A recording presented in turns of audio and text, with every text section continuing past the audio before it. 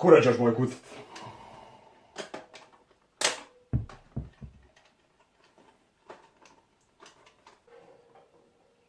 To je već bolji. Džavču, treniram već duže vrijeme i želio bih da dobijem par kilograma. Ali ništa ne pomaže. Čitao sam dosta toga na internetu, ali svaki ima svoje, svih drugčije priče. Šta da radim? Hoću da nabacim malo mase i da ojačam. Šta da radim, ja ne znam. Molim te pomozi. Uhljeb se dobro u sićiju, sad ću ti ja pojasniti. Sad ću ja te poslati jedno pitanje. Kako napuniti ovu čašu vodi? Pa znam ja to, to je prelako. Pa samo odvrneš vodi i ona se napuni. Haha, sad ćemo vidjeti. Sad ćemo da vidimo ovo.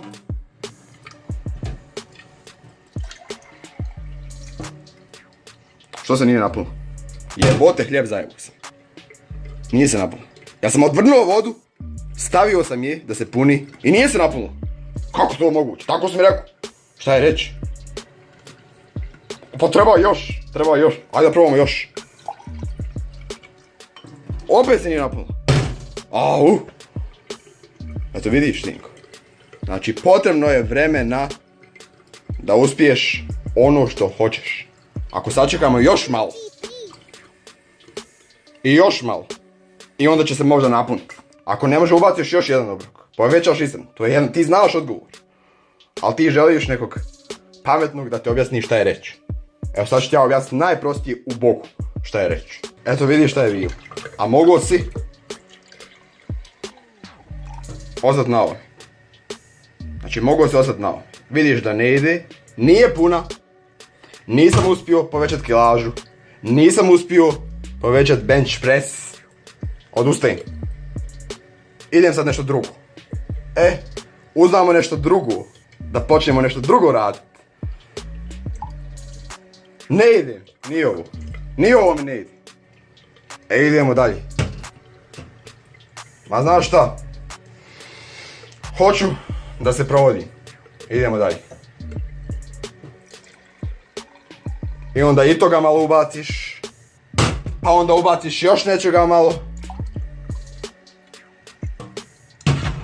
I tako te prođe život, a ništa ubog ne uspiješ. Neko brzo dobije rezultate. Sad pa sad. I ti kažeš onda, ti boga, hoću ja to. Hoću i ja to. I onda pokušaš. I vidiš da to ide sporo.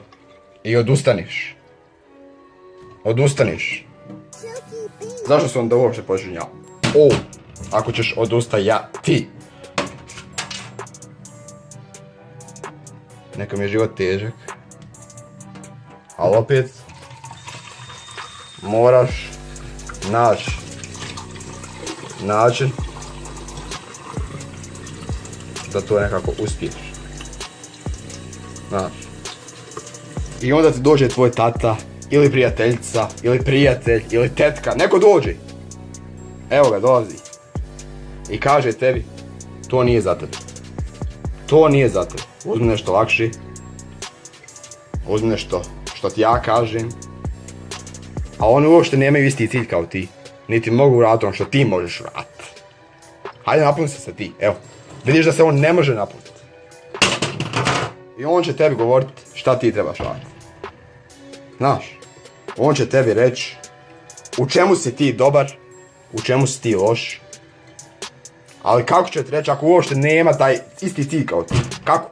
To nije moguće. I onda ih ti poslušaš, olakšaš stvari, ideš na sigurno i budeš ono što ti oni kažu.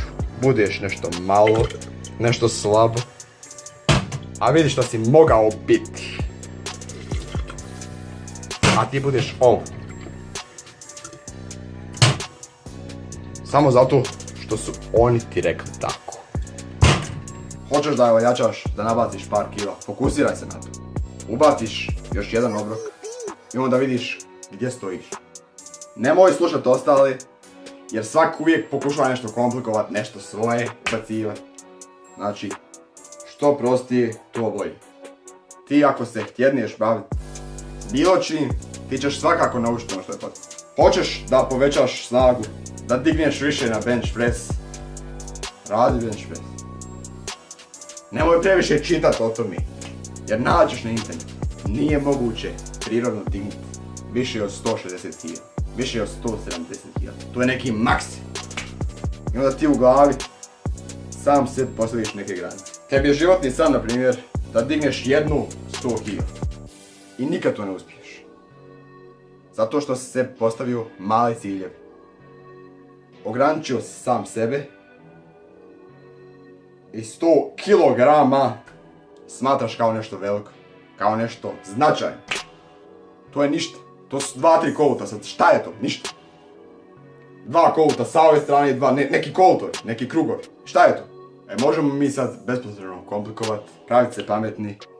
Mogu ti ja pričat kako trebaš uzeti 75 do 80% od tvog maksimuma i raditi 5 puta 5, pa onda povremeno povećavati kilate. Mogu ti pričati o tome kako namjestiti noge dok radiš bench press, kako se dobro namjestiti u klupu, čitav dan. 24 sata mogu pričati samo o tome, ali nema potrebe da komplikujemo stvari. Pričamo sad o ovome malo, ali ovo vrijedi za sve u životu. Hoćeš da napišeš knjigu? Fokusiraj se na to, čitaj, uči. Hoćeš da naslikaš sliku? Misli samo o tome. Hoćeš da budeš dobar košarkaš? Budi dobar košarkaš. Rukometaš? Može. Fudbaler? Može. Hoćeš da digneš preko 200 kg na bench press? Može i to. Staviš malo kolutova i digneš. Šta? Može. Ako želiš. A ako ne želiš, onda ćeš naći izgovor. Ili ćeš se postaviti niže ciljeve. Poslušati ostale.